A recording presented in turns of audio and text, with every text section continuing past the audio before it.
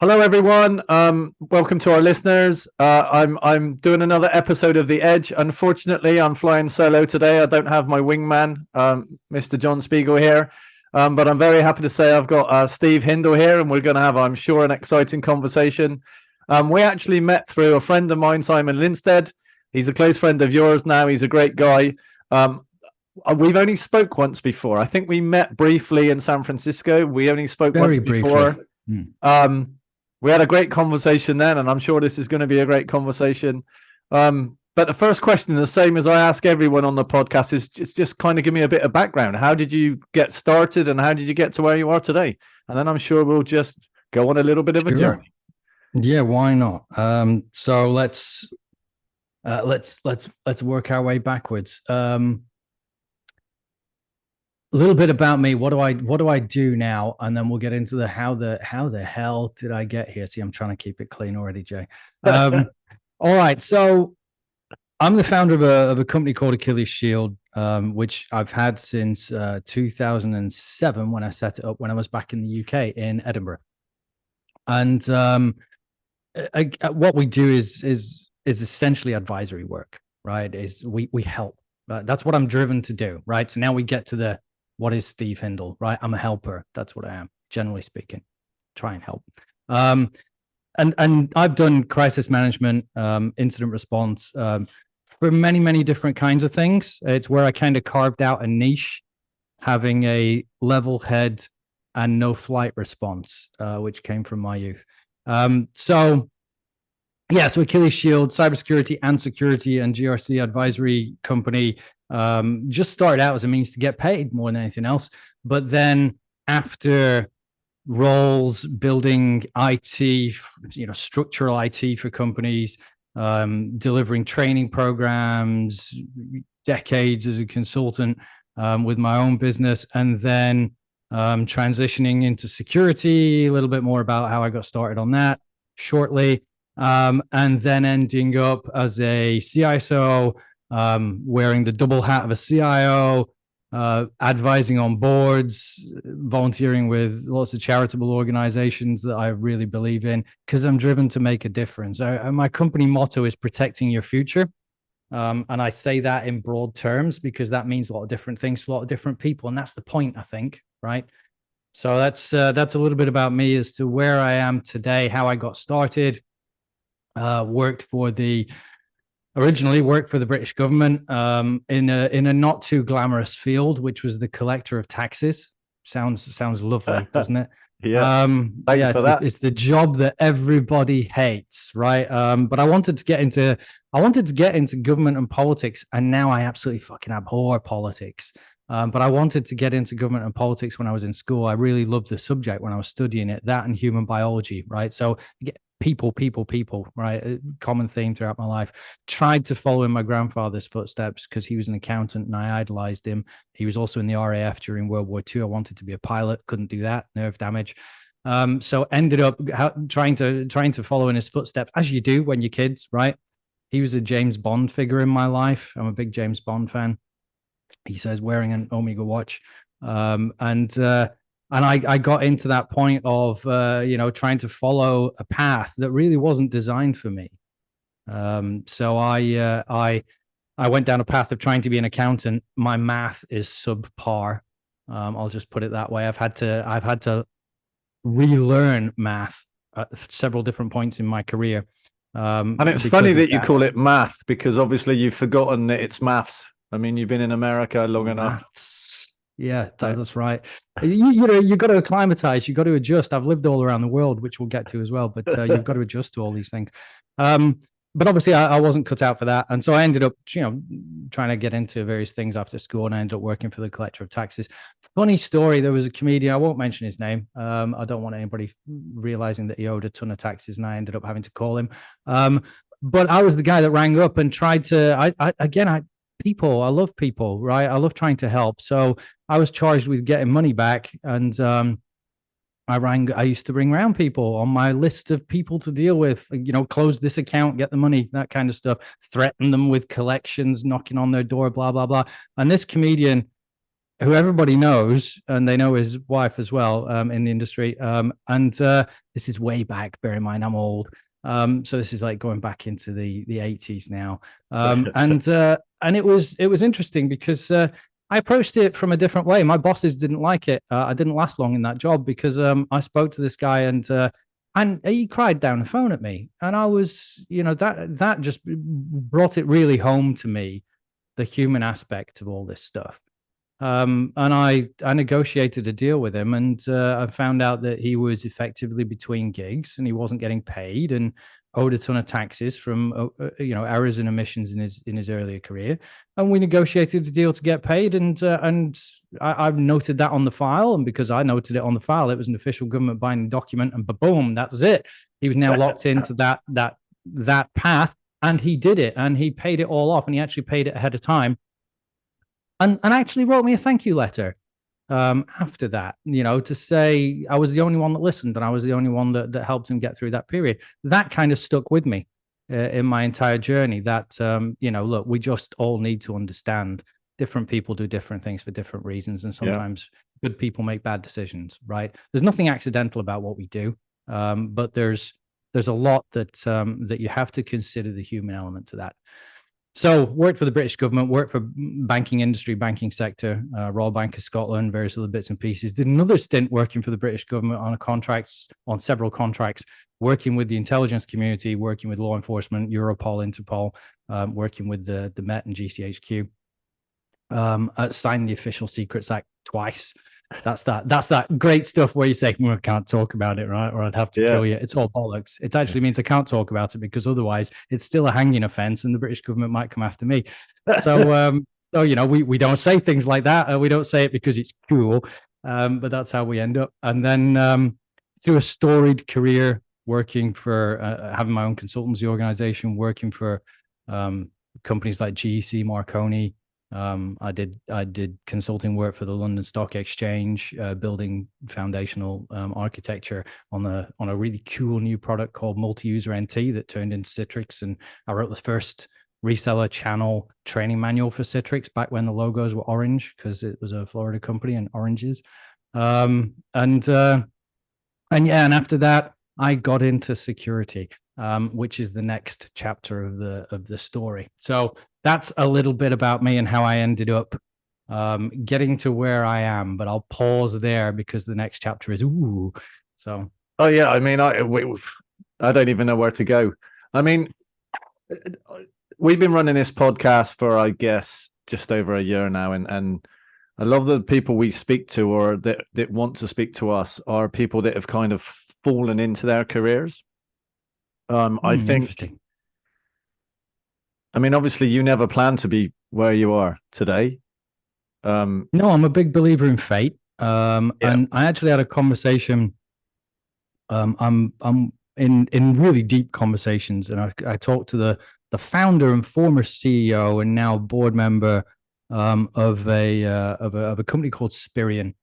I spoke with Todd Ferguson, who founded the company and built the first product, right? A former hacker, fantastic guy, Marvel fan. You can't see if this is a podcast, but I've got like Stark number plates on my wall. Yeah, I can see those. And we will put this on YouTube because I was going to ask you about. You will? Oh, there you go. But, I should have done my hair this morning. And there you go. There's my massive Iron Man thing up there. Love it. So I had a great conversation. I'm jiggling the camera all over. There you go. So I had a great conversation with Todd about a few things. And he asked me, what's, because I'm driven to help, and that's why I'm talking with Spirion, because they're also driven to help. They're a mission-driven company trying to solve the data protection problems of the world. And I was talking with him and looking through a few things through a certain lens, telling him about my journey, similar to this, right? Getting to know each other. And he's like, so what's in it for you? Because everything I've done deliberately. Whereas everything you've done, you seem to have done accidentally. And I was like, that's an interesting way to put it. Sounds kind of negative. When you put it that way, it means, I didn't have a vision of what I wanted to be. I really did. I wanted to be a pilot. That's absolutely 100% what I wanted to be. And I couldn't because I have, and I make no secret of this, I am hearing impaired. I have bilateral 100% hearing loss. So on my right-hand side, I have zero hearing whatsoever. The ear works fine, but in IT parlance, right, the cable has been cut, right? The fiber has been severed that takes the signal to the brain. And so my hearing just doesn't work on that side, never will, never, can't be corrected, impossible.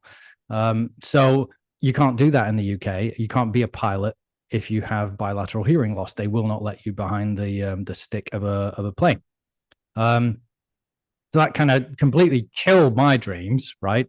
And my dreams were framed because of the stories of my grandfather.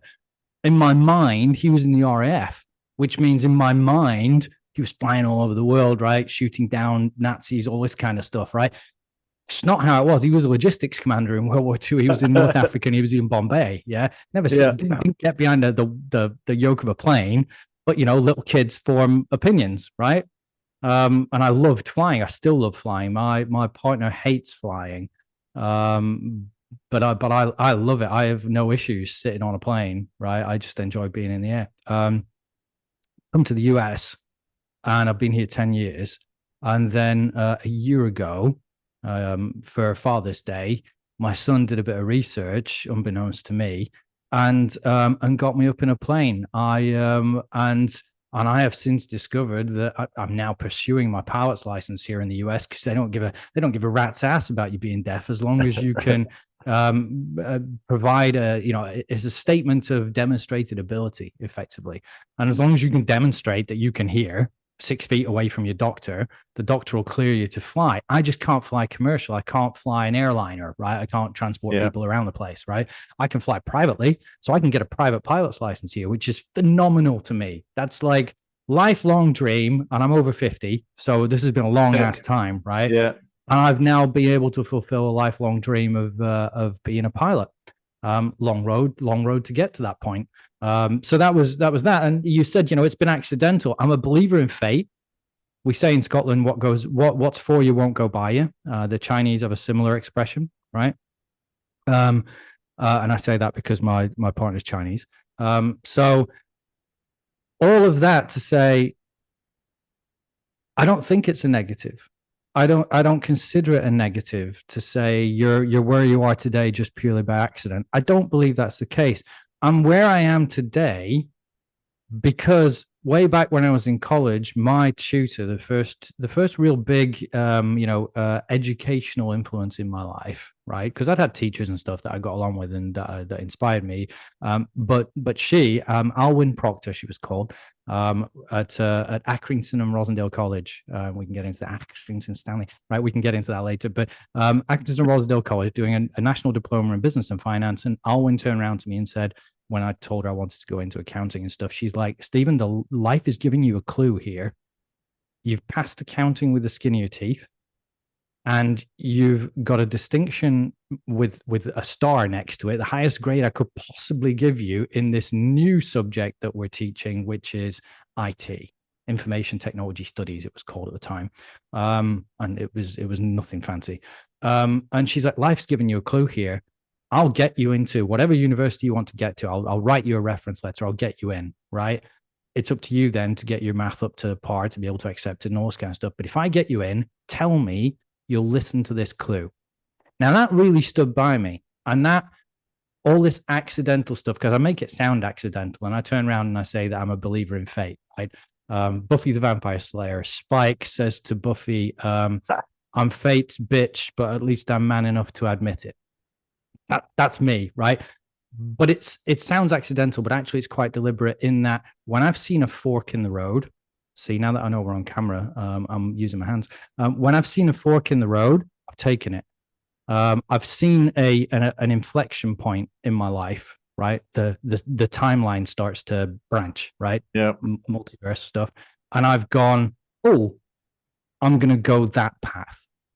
So that side of it's not really accidental. So getting out of accounting and math into IT, moving away from, key bits of IT, which is watching progress bars move across screens in a really slow manner, into the people aspect, training, right, and consultancy and servicing organizations' needs, and then pivoting again into building foundational IT infrastructure for the company. I wound up my consultancy business and went internal to form a European IT organization with many other Steves, which is how I ended up getting called my nickname in the organizational, in the professional world, outside of just bars and pubs. And then through happenstance, something crossed my plate. A security investigation for the British police, well, Scottish police. I was up in Edinburgh, and through assisting with that investigation and getting a criminal conviction for that investigation through the strength of my evidence and various other bits and pieces, recognizing that path when I was presented with a you've done this stuff working for the British government before. You're clearly good at this security investigation piece. Do you want to come in and help us build a security organization? Again, that inflection point, that fork in the road, and me going, yes, let's do that. That gets me out of bed in the morning, because again, I feel like I can help and I can make a difference. So it sounds accidental, and I'll go back to my conversation with Todd Ferguson. It sounds accidental. It sounds like I've just happened down this path, but actually I've become adept at recognizing those opportunities and forks in the road to take them. I mean, again, I think that's superbly interesting.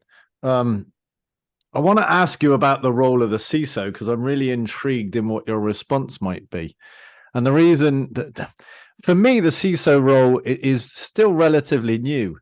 I mean, I've spoken to people like Paul Simmons on the podcast, and he was kind of part of the Jericho Forum, and I guess one of the very early type CISOs.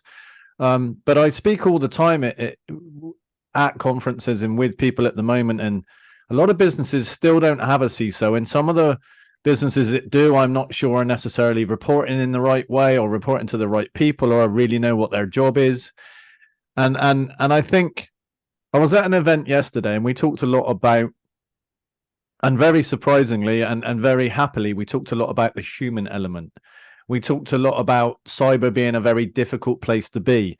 And we talked a lot about the US legislation in regards to the CISO being held responsible and being fined and going to prison and all of those things. And I think it's a very challenging role to be in. So rather than just digress, the question is, where do you think the CISO should report and why? Oh, all right. That's really good. Rather than digress. Bollocks to that. Here we go. Right. Rabbit hole open. Let's dive in. So this is going to sound a little bit punk rock, especially because that's who I am, and got my guitars and shit hung up on a wall that you can't necessarily see. I'm going to say this, and I'm going to upset a lot of people. I don't say it out of malice. I say it out of kindness. So coming from a position of kindness, which is always where somebody starts before they get really rude, I'm going to try not to. Coming from a position of kindness, you're right. You framed this up really well. The CISO is the baby in the room. He's the baby, he or she is the baby in the board, right? It's the youngest position onto the board. It used to be the CIO, right? But it's now the CISO. The first ever acknowledged CISO formally to hold that kind of title was Steve Katz of Citigroup. And it's in recent memory, right? The issue is, there's a lot of chest beating CISOs out there. There's a lot of CISOs who it's the superhero complex, right? Speaking as a Marvel fan and, you know, massively into superheroes, it's the white knight complex of, I'm going to come in and save the day. And as such, that's generated a lot of ego. And egos have really got very little place in the boardroom when it comes to larger companies, right? Sometimes you need a little bit of ego to help steer smaller companies to get them on the right path. So sometimes there has to be a little bit of, look, you've brought me in as an expert to help you. I'm going to help you, but it should never be it's my way or the highway. And there's quite a lot of CISOs out there that it's my way or the highway. I am the CISO in residence for a group called the CISO Society, which has over 550 CISOs, predominantly United States, but increasingly global. And we're trying to take as many in as we can. And and this is where the difference is. The CISO community isn't necessarily like the IT community. It is a community that generally pulls together because the good ones out there recognize we're all in the same fight. So we share information freely amongst each other, right? Chatham House rules in general. Don't know what that is, look it up. Most people will understand what that is. It just means freely sharing information, not necessarily telling people where you got it. And the nature of that is to make the company, the organization, the community stronger, right? That's why I'm a big fan of B-sides events versus the RSAs and the black hats. There's a place for the RSAs and the black hats, and that's selling product. DEF CON used to be like that. DEF CON's turning into black hat's turning into RSA. RSA is just a monster, right? But you go to a B-sides event and what you find is they're local, they're community driven, and they're everybody pulling together and sharing stuff to help that particular segment of the community get better. That's why I'm a massive fan. This is a long road for a shortcut to say the role of the CISO, if we look at it optimistically for where it should be, is to empower the company to make the right decisions using data, not opinions, but using facts. Hey, we're in this industry. That means we're handling this data. And we look at our environment and this data is probably not got the best controls around it. Let's secure the data. The data gets ignored, right? People ignore the data. They focus on secure the endpoint. Why? Because it's a silver bullet. It's a product I can buy off a shelf, right? Log management alerting. It's a product I can buy off a shelf, right? We'll secure that. A lot of people ignore the data, right? But if you start there, because that's what the bad guys are after. They're after your people, secure your people. Because the people are the way in. They're not busting through a firewall. This isn't War Games, right? Or Hackers, Angelina Jolie, Johnny Lee Miller, favorite film. That's why I keep mentioning it. And they're not going in that way. They're not tapping away writing lines of code. That happens in the background, right? But they're going in through the people because they recognize that people are fallible. Why? Because we all want to help.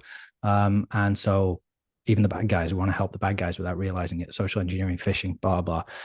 Sure, every other guest has talked about that. I won't go into it in any more detail. But then everybody's silver bulleting and band-aiding problems, right? Just by buying box product and believing that they can solve the security problems of an organization by spending money. What they don't do is they don't take the time. This is why I'm going to upset a lot of CISOs out there. They have all the ego and they don't take the time to be humble, shut their mouths, open their ears, and listen to the business. Listen to your CFO. What keeps your CFO up at night? I guarantee it's not ransomware. They might say that because it's a news headline and they keep getting bombarded by these losses and these dollar bills are being paid out by these companies, right? But that's not really what keeps them up at night. What keeps them up at night is making money, right? It's EBITDA, it's your ARR, right? That's what keeps them up at night because that's what they're held accountable for. So you talk to your CFO, and if you get to know that that's their problem, how are you as a CISO going to help that CFO make money and save money and be effective? If you're not addressing that and you're just asking them to spend more and more money buying all these tools, then you're not servicing the needs of your CFO. And if you talk to your COO is likely tasked with growing the business, making sure the business can scale, right? Operationally and foundationally, making sure that they can scale to meet the needs of their customers. You talk to your CRO, your chief revenue officer, they're charged with getting customers in, getting them out of the lead gen into the sales funnel, getting qualified leads to close, and absolutely getting the revenues in for the company, right? And if you talk to your CEO is charged with meeting the needs of the shareholders, whoever the investors in a company might be. Even a private company has investors, right? And if you talk to your board, their only concern is the investor and the shareholders, right? So as a CISO, if you're just out there going, my only concerns are ransomware, phishing, that's how I'm going to show value to the business. Okay, that's fine. That means you're protecting the business. That's okay. But you're not really servicing the needs of the business. You're not being a good partner or a good customer to the rest of the members on the board. And when I was with a public company as the head of function, I can't say I was the CISO because with that public company, it took them right until the end, right before we were required to appoint a chief security officer, and that security officer was operational. It wasn't anything related to security. And I love the guy. Don't get me wrong.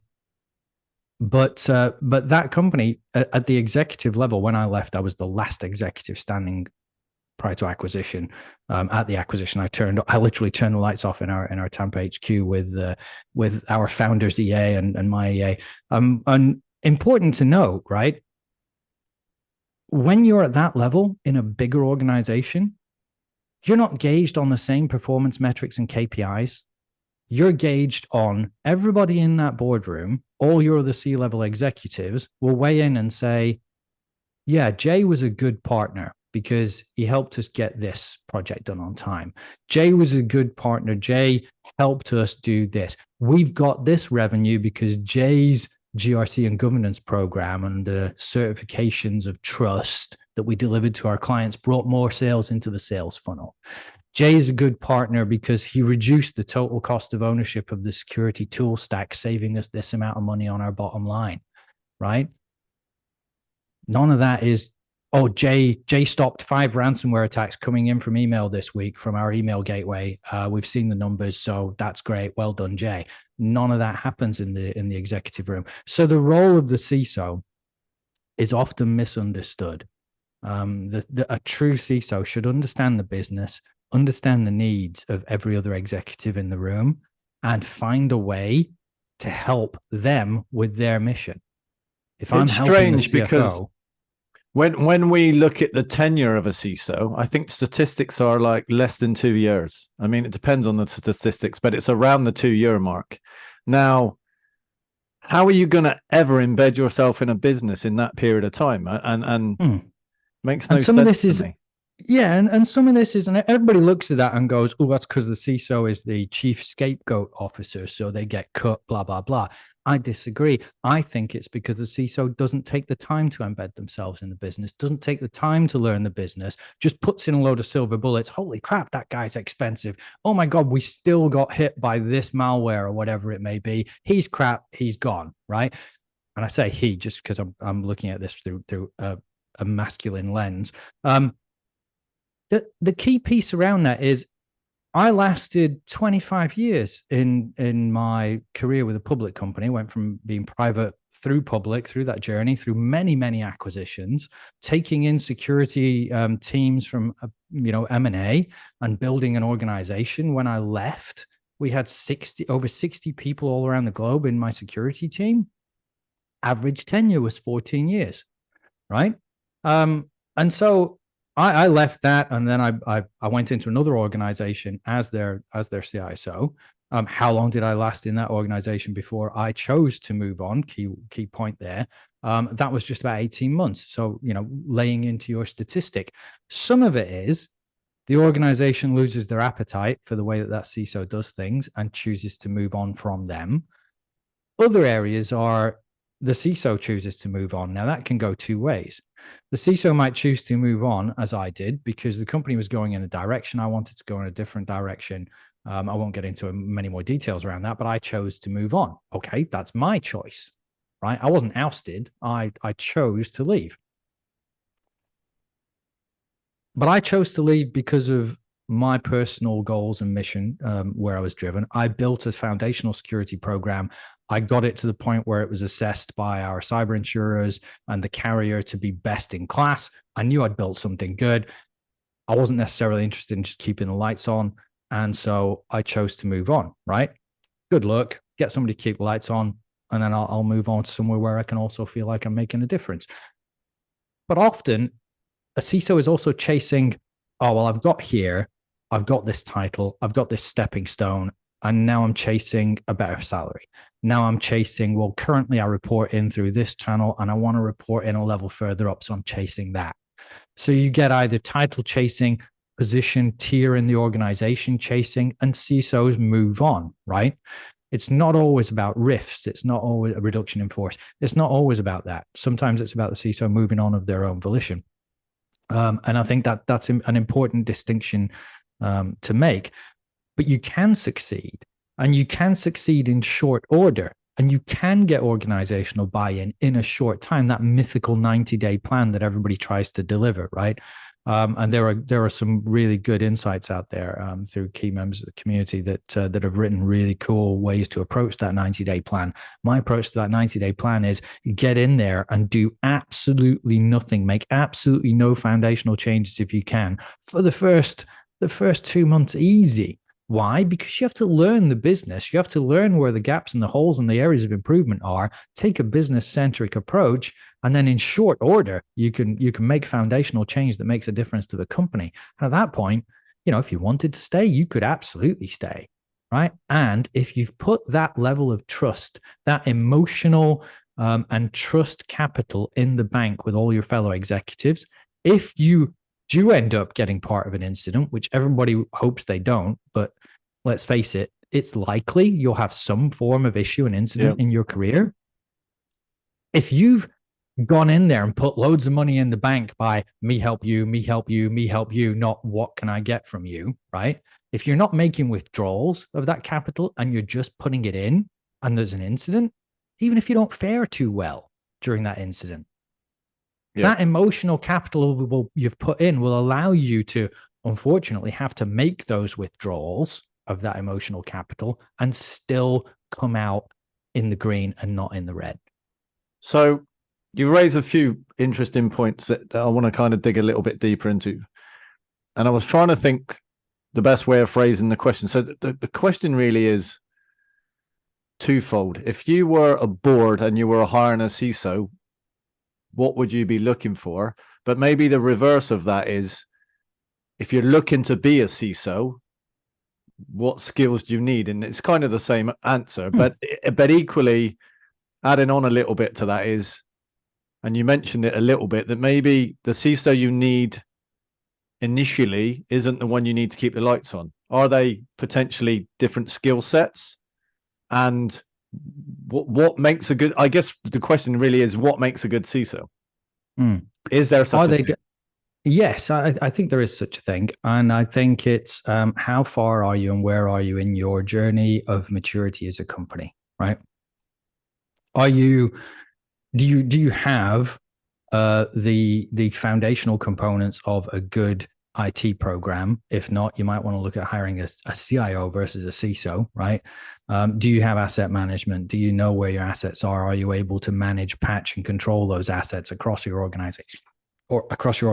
Are you able to manage vulnerabilities, et cetera, et cetera? That's really an IT related piece, right? If you don't have that and you bring somebody in as a CISO to try and build on top of that, they're going to have to address IT gaps before they even get to the security pieces. So you may not need a CISO from day one. You may need an IT leader that understands that without those foundations, security is just, it's going to be fighting a losing battle. And you may need to look at that from a different lens. So if you're also a relatively young company, or you're not a very big company, right? If you're, less than 100 headcount, do you really need a chief security officer? Probably not. What you need is a good security engineer. You need somebody capable of switching switches and turning knobs and pushing buttons. You need somebody that's truly a doer. You can set the tone from the top as an organization of any size, but what you need at that point is doers. You don't need a security officer, right? You just need a security doer. You need and at that point, do you really need to hire somebody? Or would it be better for you to pay an MSSP, there's a million out there, to manage your security for you?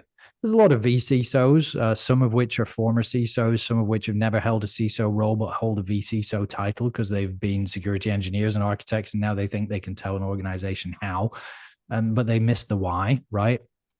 And don't get me wrong, I know a lot of good vCISOs. Some people try to label me as a vCISO, and I try and stay away from that because a vCISO is really keeping the lights on.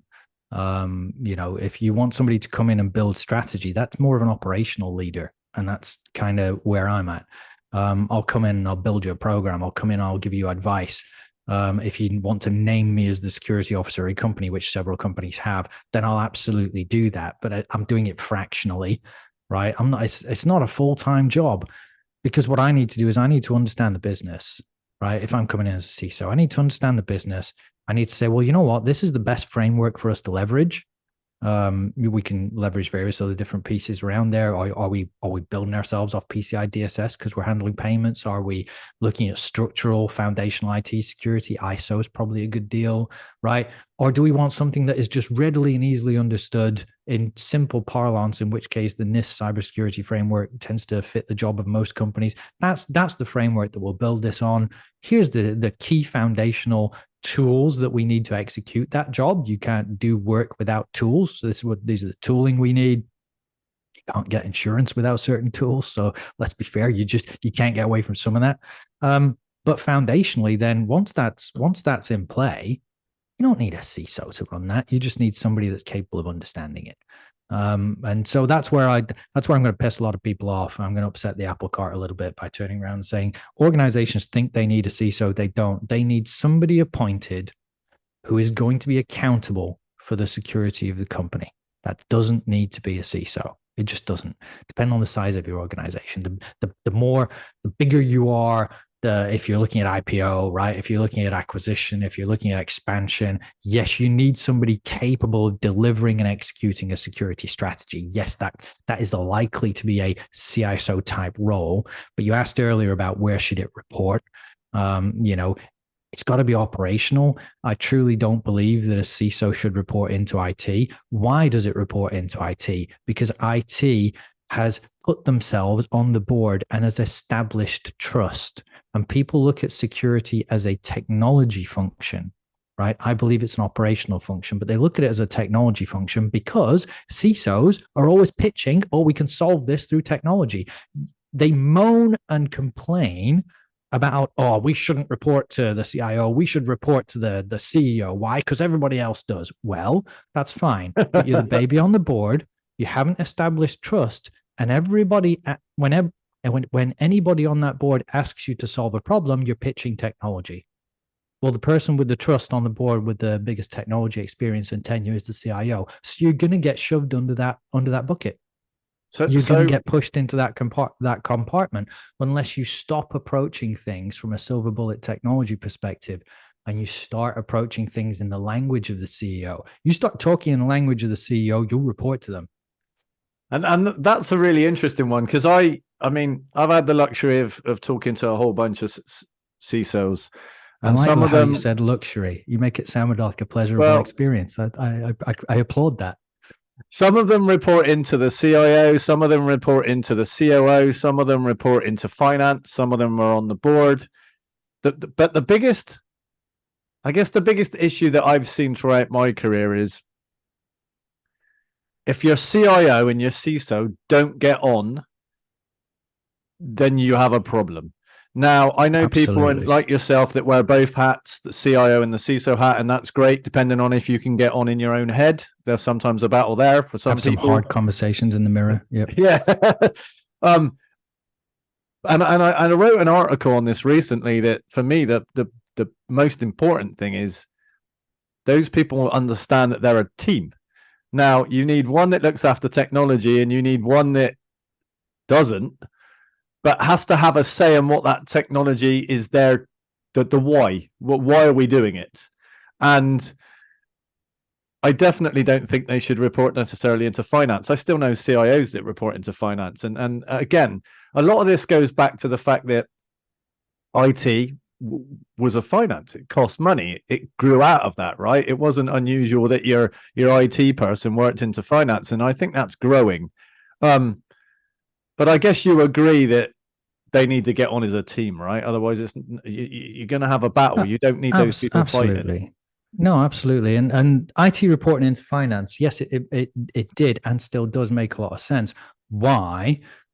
Because IT is a massive cost center to an organization. It's not a profit center; it's a cost center. If you really want to hold IT accountable on a dollar bill level for its capex and opex spend, make it report to the CFO because the CFO will hold them accountable, right? So that explains a lot of that. Also, it's all about risk. Yeah, if you look at why the CISO is put under finance, it's because generally you're looking at the financial risk to the company, and so therefore the CISO is reporting into risk in that regard, right? But again, if you're not positioning yourself operationally to support the operational needs of the business, you're not going to get into the reporting chain that is operational, which will lead up through COO and CFO, right? I know CISOs that report in through legal. Why? Because legal owns a lot of the pieces around privacy, around all of those elements, right? GDPR, massive in the EU, all this kind of stuff. And so as such, making the CISO report in through legal counsel, legal sometimes heading up risk and privacy and all the rest of it. If you're a data security company, makes sense in those terms. It's all about what's right for the business. And CISOs get obsessed, and I mean obsessed, around where they should report to. And a lot of it is ego, right? But similarly, you can't, you struggle to, I won't say you can't, you struggle to hold IT accountable, because if the CISO is the backstop, right, IT is responsible for patching their shit. Let's be really clear. It's not the CISO's job to patch IT systems. You're a system owner. It's your job to patch and close vulnerabilities and make sure your system's up to date. Your job, not mine. I'm the backstop as the CISO with a vulnerability management program to point out where you've missed something, where you've forgotten something, or where you're too resource strapped to get it done in a timely manner. Yep. And the reason I say that last piece is because that goes into where I'm going with this, which is the CISO and the CIO should be a partnership, right? In the public company I mentioned, the CIO, right, and the person that I reported into, who was the senior VP, he was the deputy CIO, but he headed up the security function at that level, at the board level, if you will. And they were like an old married couple. Oh my goodness, the yelling and shouting that went on behind closed doors, right? When I first got into that room, when I worked my way up the chain and I got into that room, I sat there and my jaw was on the floor. I was like, if I talked to the CIO like that, I would be fired. Why? Because they had a good relationship. Yeah. They knew they could talk frankly and plainly, right? So it's called candor, right? I was searching for the word. I blame the head cold I've got. It's called candor, right? You've got to be candid in your ability to work together as a partnership, right? Because if I'm not telling you, right, exactly what I see, if I'm sugarcoating this, and this gets into something you mentioned earlier about the CISO being, jailed and all this kind of stuff. You've got to be candid. You've got to be transparent. If I'm not able to do that in the room with my partner, which is IT, because IT is my partner, because I'm not patching shit, you are. I'm the backstop that tells you you've missed something, right? I'm the backstop and the line in the sand that says, hey, this is now exploitable in the wild. That thing's been unpatched for 30 days. It needs to get patched now. It's gone from being a high to a critical. We've got to get some eyes on this, right?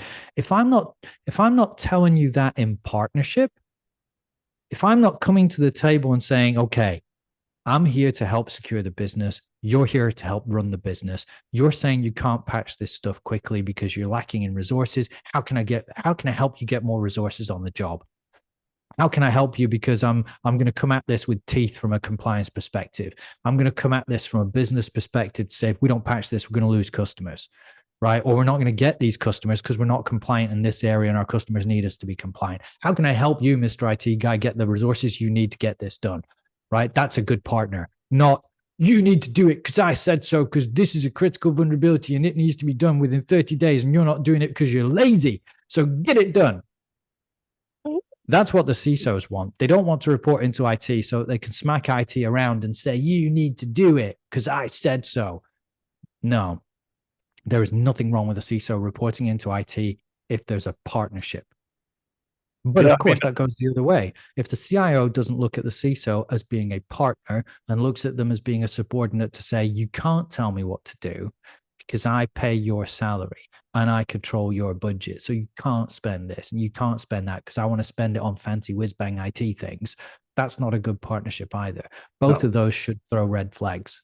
It needs to be a partnership. You hit it right on the head, Jay. And I think the best partnership is if you're doing both roles, but again, that comes with its own caveats, right? I mean, I conversations in the mirror. Why are you not patching, Steve? It's because I don't have the resources, Steve. Well, you need to do it, Steve. I mean, that's a tough game. I mean, I can't believe how quickly the time's gone. I have so many more questions I want to ask you in regards to like cyber and stuff, but you're going to Well, have to come back on. Yeah, sure. Can we touch on one thing though? Because we kind of, in our rambling rabbit hole way, we kind of got past it. But you did ask something that I want to go back to, which is around the tenure of a CISO and the fact that lots of news headlines, and I don't want to belabor this. I've done 3 different sessions talking about different things, and it all starts asking about, oh, SEC, SolarWinds, poor Tom Brown, the CISO, right? All this kind of stuff. Going back to what I just said about candor, right? You have to have candid discussions internally. And what I said about CISOs and their egos, right? And getting up there and grandstanding, right? You don't see CFOs going out there and speaking at conferences. You don't see CFOs making overreaching statements about their company's financials. Why? Because they know it's fraud and they could be jailed. But when you get a CISO on the stand, or when you get a CISO in a public forum, they will often make overreaching statements about absolutely effing unbelievable they are and how great they are and how amazing their security is. Why? Because they think that drives business to the company. And don't get me wrong, it does, but it does it because they're making misleading statements. That's the nature of the recent SEC charges. It's all about misleading statements. Even if you're a private company and you're not a public company, right? You're probably getting into M&A activities. You're still held to your investors. You're still held to your customers, right? You're still generating revenue, because if somebody watches something or listens to something you've said and gone, oh, I trust them, I'll put my business in their bucket, right? Then that's based on something you've said. And if what you've said is disingenuous, if it's misleading, if it's not a truly accurate statement, if it's a little bit, well, this is a forward-looking statement. People use that a lot. I'm making a forward-looking statement. We've got MFA everywhere. Well, we don't today, but it's a forward-looking statement because we will do next week, right? If that board member finally puts it on their computer, right? They make forward-looking statements, but in doing so, it's misleading. Yeah. And sometimes they make misleading statements deliberately because they're trying to make it look like their company's amazing. But in doing so, they can be held accountable for that. So if a CISO is concerned that they may go to jail, then they should just stop making misleading statements. They should stop grandstanding, and they should just speak plainly and transparently. And if they make that decision to say, you know what, I'm going to speak completely transparently about the security of our company in this forum, and the company's like, oh, hang on a minute. No, you're not. You're not going to talk transparently about the security of our company. Well, then maybe you've got problems to fix and you shouldn't be opening your mouth at all. Absolutely. That's where you need to sit down and go, okay, maybe if we can't be transparent, we need to upskill and up level here. Right. Right. And if we can't talk openly and transparently, if the company shits the bed when a CISO says, oh, I'm going to go on this forum, I'm going to promote our company and our brand, because if I'm out there speaking and I'm an employee of company X, then really I'm speaking on behalf of company X, whether they like it or not. You can say, for all the money in the world, you can stick on your Twitter and your LinkedIn, all opinions expressed to my own. But then as soon as you make a statement of, yeah, my security program is freaking amazing, that's your opinion, but it's your opinion of the company you work for. It's now in a public forum. If that drives customers to you or investors to you, then you are making misleading statements that may end up in the financial gain of the company. And so if you're ever then charged with misleading statements or fraud or anything similar, you're the reason for that. Yeah. Don't be surprised. Don't be shocked when you're held accountable. Don't cry the woe is me scapegoat card, because it's all you. It's all you, mate. You've made that bed, that cell, you have to lie in it. So if you can't make a statement transparently, if the company wouldn't want you to make a statement transparently, look internally. Don't blame, oh, they won't let me talk about it. Why? Go back to the why and follow the money. I think it's a really good point that you raise. And I want to raise another really good. I told you I'm going to upset people today. No. I mean, so we've got a few minutes left, so I'm going to ask you 2 questions. The first one should be relatively easy to answer, and just be very, very careful. Does pineapple belong on pizza? Always. No, A pizza's you- not a pizza without pineapple, mate. You are And olives. absolutely unbelievably Pineapple and wrong. olives on every pizza I eat. No. So John would Cheese love and that. tomato 'cause- pizza, brackets with pineapple. No, John's a pineapple lover, so he'll love that. You see, And I actually don't like pineapple. I don't like it. My partner has pineapple in the fridge, a big box of the damn stuff. It gives me ulcers. But you put it on a pizza No. or you grill it on a barbecue, then Grill it on a changes the barbecue? game. I don't Huh? mind it grilled on a barbecue. Just don't put it on my pizza. So you're all right putting it alongside your steak, grilling it on a barbecue, Yeah. but you're not all right having it on a Yeah. pizza. Yeah, I clearly got issues. Clearly got issues, mate. I'm just saying I'm open to any kind of new ideas, right? But if you said put Marmite on pizza, then you and I are going to go outside. Yeah, I'm not doing that. All right, good. See, common ground. Second question is, it says down in the bottom of the window next to your name, Stitch. And I know you alluded to that earlier. Oh, God, you said we've only got a few minutes left. You've got about 3 or 4 minutes to answer that question. Why are you called Stitch? All right. So always leave the audience wanting more. I'll share a lot more detail on that at a later date. I can summarize it by saying I put large amounts of my body through large amounts of glass when I was a much younger person, all in the interest of helping, and I ended up getting an absolute ton of stitches. And kids are merciless, and they will never let you live it down. And so that became a nickname. You got to take ownership of it. You just got to, especially if you're from Lancashire. So there you go. Well, that's definitely that we have to do episode 2, and hopefully John can make it. But I mean, honestly, I had a ton of questions that I was going to ask you. I've got through go episode 2. We can I've get got into through maybe 5% of them. I'm hoping to meet you in person sometime, and I can't thank you enough for coming on. It's been great. Jay, my pleasure entirely.